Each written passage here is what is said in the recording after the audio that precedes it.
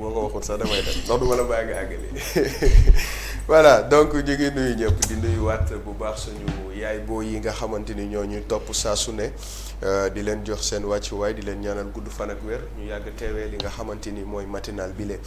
comme ni nga ko waxee rek tey dañuy daal di rek jublu directement ci li nga xamante ni mooy revue de presse su tey com bu baaxee rek régie ñu daal di tàmbali.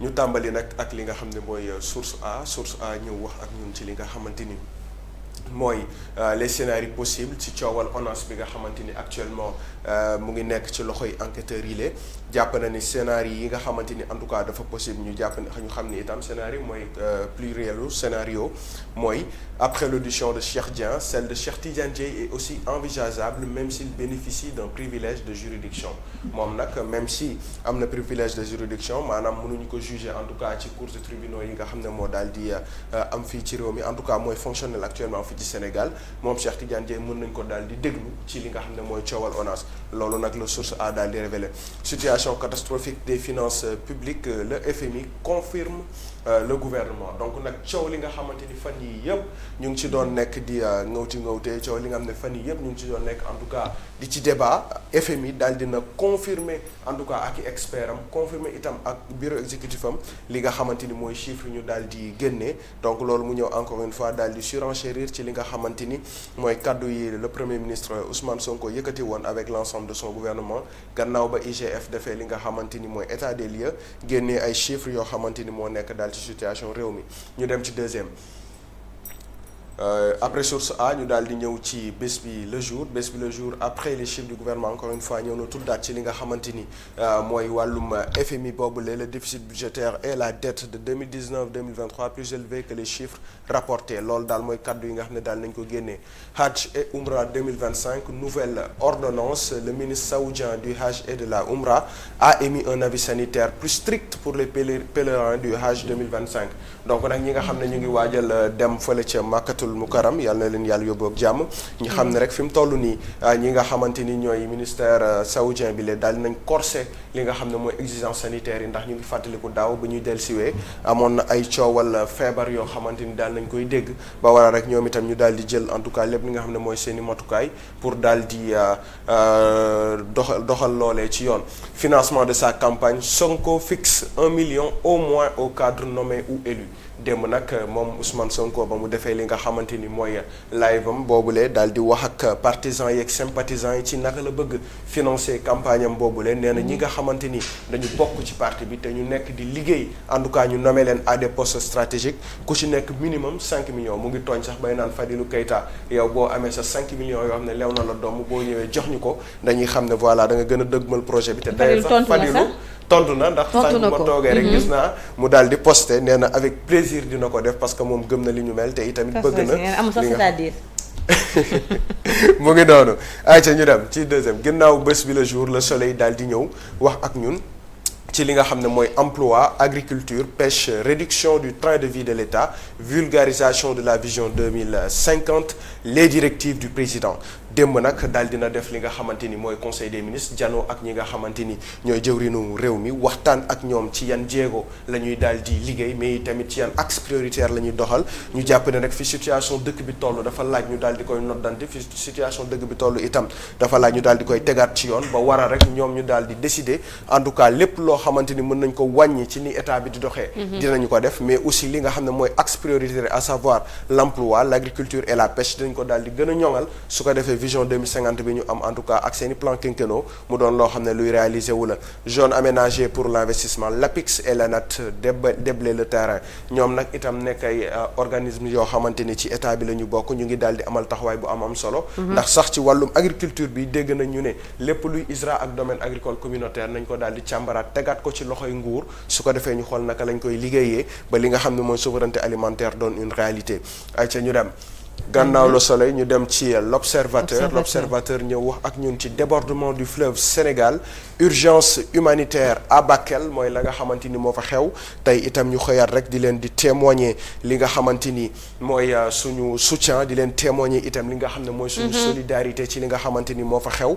ndaxte nag ñun ñëpp ñoo bokk réew mi bu ñu gisee rek situation bile dañuy daal suñu xel dafay daal di sori immersion au cœur des inondations avec les maires de Balou et Diawara. Plus de 35 000 personnes coupées du reste du pays. Le PM Ousmane Sonko annonce une enveloppe de 8 milliards lii nag démb le premier ministre Ousmane Sonko daal dina ni gouvernement bi dina débloquer enveloppe 8 milliards boo xamante ni dañ koy teg en tout cas ci li nga xamante ni mooy problème bi xew foofule ca Bakel ndaxte nag dañu leen war a jàppale ci réew mi la ñu bokk te itamit am nañu yéene def seen kéem kattan ba problème bi nga xamante ni xew na foofu sa Bakel dinañ ko daal di solver ci ni mu gën a gaawee en tout cas dans le temps mais aussi mu doon solution boo xamante ni buy woy lay doon.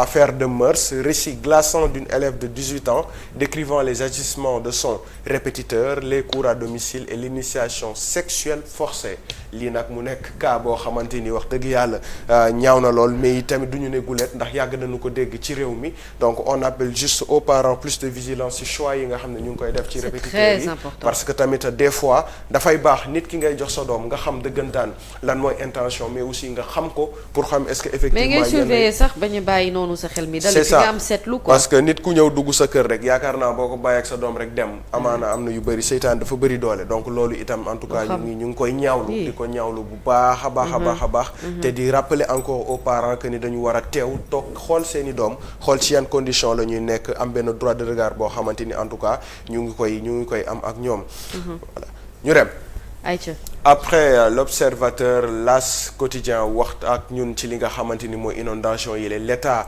dégage 8 milliards pour les sinistrés donc lii nag mooy li ñuy yëkkati ci kàddu léegi rek état bi daal dina génnee 8 milliards yoo xamante ni nekkul ni amaana dañu koy séddale nag parce que ñu bëri da ci jàpp loolu mais 8 milliards yoo xam ne dëgg la dinañ leen jàppale sur le côté social maanaam ci dund beeg nekkin bi mais aussi dina permettre ñu teg ay plan d'action yoo xamante ni dina leen jàppale si ndox mi nga xamante ni moo fa nekk ndax fële ca barrage de Manantali nee nañu ndox bi daal dina fàkk ñëw dugg ci biir dëkk bi donc loolu itam dafay nécessiter beaucoup de moyens yoo xamante ni en tout cas dañu koy daal di teg pour rek jàppale ces sénégalais là ñu dem gannaaw L'As Libération daal dina ñëwaat tey ci beneen affaire un autre présumé scandale financier débusqué à Dakar Dem Dikk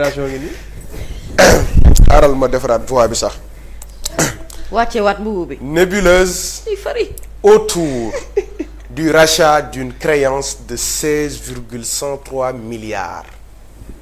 ma ne milliards yàlla bu metti sama bopp de. Sérieusement. ku am Doliprane foofu mooy ma naan. Comment, avec la bénédiction de l'État, Dakar Dem Dikk avait renoncé à 4,9 milliards de francs CFA en faveur de BGFI Banque Sénégal. Comment question la. boobu benn la ñaar mu ne la un taux onéreux de 11,5% appliqué à l'opération alors qu'il devait être entre 5,90 et 6,70 pourcentage bu ñuy gonfler moom tàmm nañ ko léegi comme que suñu PIB lañ jëlee 5 yóbbu ko ba 10 jël 10 yooyu na 5 yooyu delloowaat ko ci ginnaaw. wax dëgg yàlla du lu ñuy bett te c'est ce qui li may wax toujours nee naa leen keroog am na ku ma laaj mu ne ma financement wu vision 2050 bi tey peut-être lu ñu ci xalaat man leen na gaa yi fay. bu gaa yi fayee 18 milliards 500 man gëm naa ne ci réew mi lay génne. donc espérons juste que ces affaires là ñu daal di koy topp comme nañu ko war a toppee rek daal di indil ay leeral ci li nga xamante ni mooy affaire yi le delloo ñu suñu koppar ndax loolu moo ñu ëppal solo.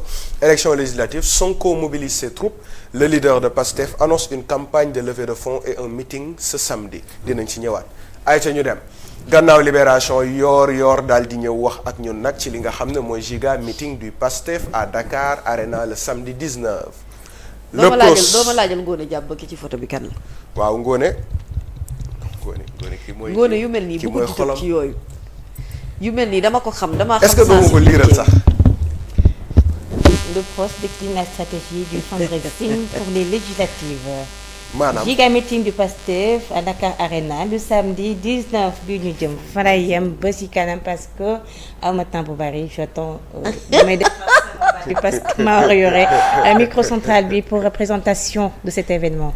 ay ci kon donc dañuy jàpp ni le 19 incha allah yow nga ni le 19 incha allah. le 19 incha allah kii di le président de parti Pastef les Patriotes Ousmane Sonko daal dina woote fële ca Dakar Arena ngir amal benn giga meeting boo xamante ne dafay woo ñi nga xamante ni en tout cas ñooy sympathisants ak i partisans mais i tamit la nga xamante ni moo lamboo ci événement boobu mooy levée de fonds bi nga xamante ni dinañ ko daal di def. ngir mën a financer seen campagne ndax nag ñu fàttali. moom Ousmane Sonko c'est l'actuel premier ministre du Sénégal te ki nga xam ne moo falu tey il a été élu sous la bannière en tout cas de Pastef les Patriotes donc am nañu des fonds politiques yoo xamante ni gouvernement wala boog état daal dina ko teg à leur disposition. mais moom Ousmane Sonko fidèle à sa logique dafa ne ñett duñ ci laal 15 dërëm duñ ko ci laal ndaxte ñun kat ni ñuy financer suñu parti depuis bi ñu sokkeekoo ba léegi noonu la ñu bëgg continuer financer suñu parti donc loolu nag moo waral événement bile ñu koy fàttali rek sénégalais en attendant en tout cas le 19 cagnotte bi mu ngi. moom la moo tax mu mën a nappee. non moom nag loolu ma jaaxal. non la moo tax mënu woon wax ay levée de fonds kese nit ñi mën a comprendre mu def ay fundraising di jaay fundraising. mais nag parce que boo toppee di jaay ma yow nag kaay ma wax la nag moom dafa xeere de. te aussi nappee. te aussi boo toppee l'histoire même de Pastef foofu la sokkee ko parce que seen fundraising bii nii su ma juumee Aliou Sall l'actuel ministre des télécommunications moo ko njëkk a def fële ca France ba mu ko defee après mu dem fa Canada aussi mu am fa muy soog a ñëw Sénégal maanaam Sénégal ñoo mujjee sax dugal seen xaalis si Pastef les Patriotes xam naa loolu nañ si ñëwaat. yàlla bu ko nettali kenn. di nga gis nag ku def mal fa. dina xool ñu dugg de dina am ko def mal fa ñëw fekk du moom. Walf Quotidien ñëw wax ak ñun ci li nga xamante ni mooy santé éducation fonction publique collectivité territoriale et cetera le front social en ébullition.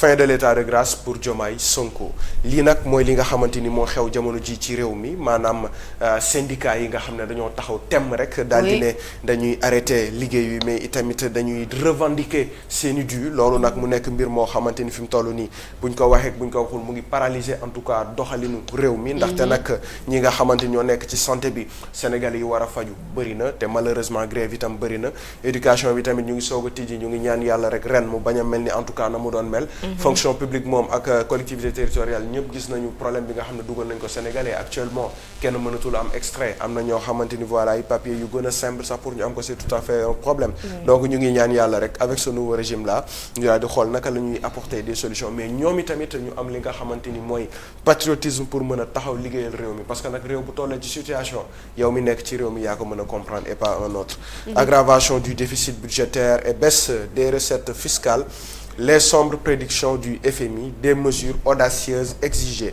donc nag ñoom ginnaaw bi ñu dëggalee kàddu yi nga xam ne moom le premier ministre daal dina koy yëkkati nee nañu pare nañu pour ànd ak Sénégal jàppale ko ci li nga xamante ni mooy redressement bi ñu war a nekk waaye nag nañu xam ne du doon loo xam ne luy yomb la parce que ku si nekk war nga cee mën a def dara loolee itam mu nekk kàddu yoo xamante ni ñoom waa FMI du Fonds monétaire international daal dinañ koy yëkkati ñu dem.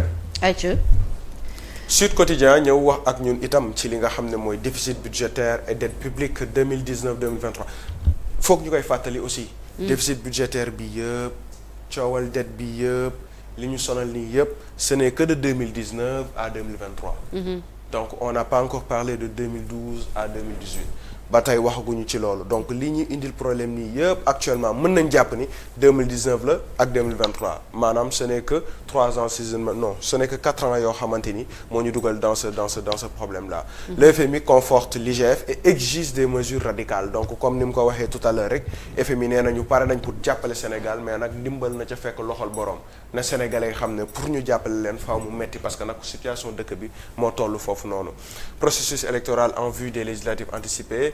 Le professeur Maurice Soudieck-Dione dresse les défis d'un scrutin en enjeu loolu nag chronique la boo xamante ni bu ngeen duggee rek ci li nga xamante ni mooy Sud Quotidien di ngeen ko fa daal di fekk lutte contre la migration irrégulière l'UE décaisse plus de 19 milliards de francs CFA d'accord Union européenne daal dina génnee xaalis pour daal di xeex li nga xamante ni mooy immigration irrégulière ñu daal di dem ci beneen ginnaaw Sud Quotidien Tribune yéenekaay ñëw wax ak ñun ci li nga xamante ni mooy FMI le Sénégal continue de faire face à un environnement difficile les défis financiers du gouvernement Sonko Diomaye pointés du doigt le pays continue de faire face à un environnement difficile le déficit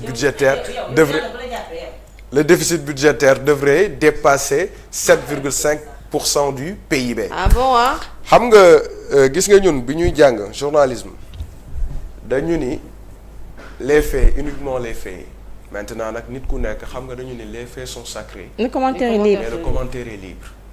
gis nga information mën nga ko traiter sous plusieurs formats mën nga ko traiter jëmale ko nii mën nga ko traiter jëmale ko nële mën nga ko traiter jëmale ko nële.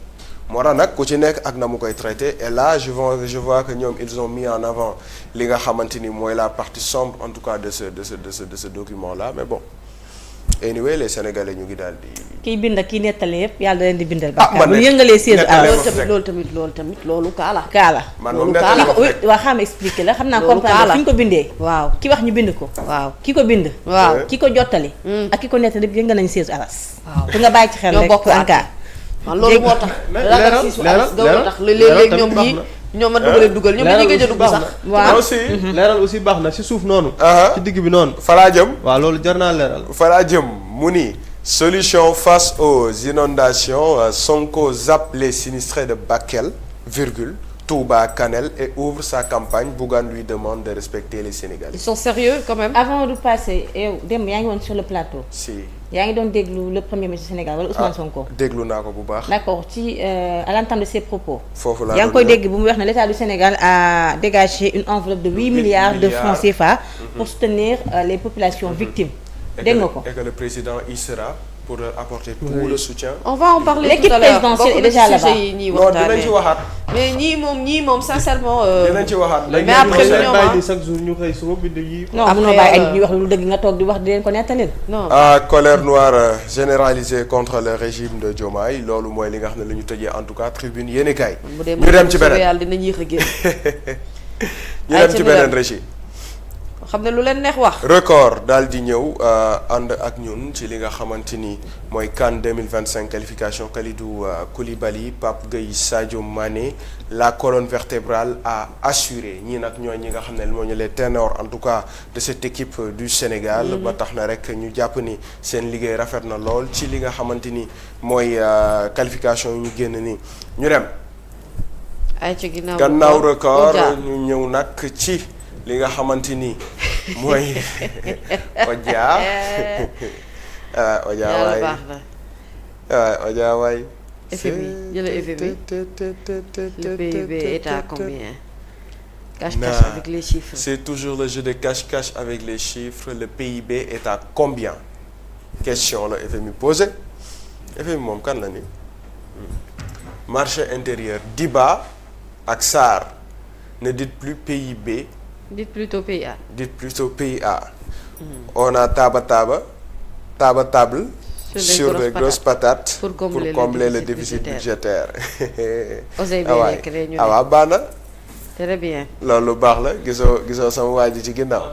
ñuy yërlu ne ca gannaaw gisoo leen. kay yëndu la tax muy làkkatu xam na ko. waaw akatoog ne croiser les bras simple borom wax ne bu gisoo xam nga moom mu ngi làkkatu. te xamul am na ku nekk si ginnaawam di ko surveiller. mu ngi koy séen bu baax. noonu lay gisee. waaw noonu lay gisee waa ji borom FMI rek caraxu borom FMI bii kenn mësta gis lii. Fary merci beaucoup jërëjëf merci pour la revue des titres de ce matin des cœurs pour Farimar s'il vous plaît. alaaji borom Timcha borom ñetti combinaison yi tey da ngaa sañse nag de tubaarkàlla sa fer bi dalaa sañse lool macha allah yàlla na la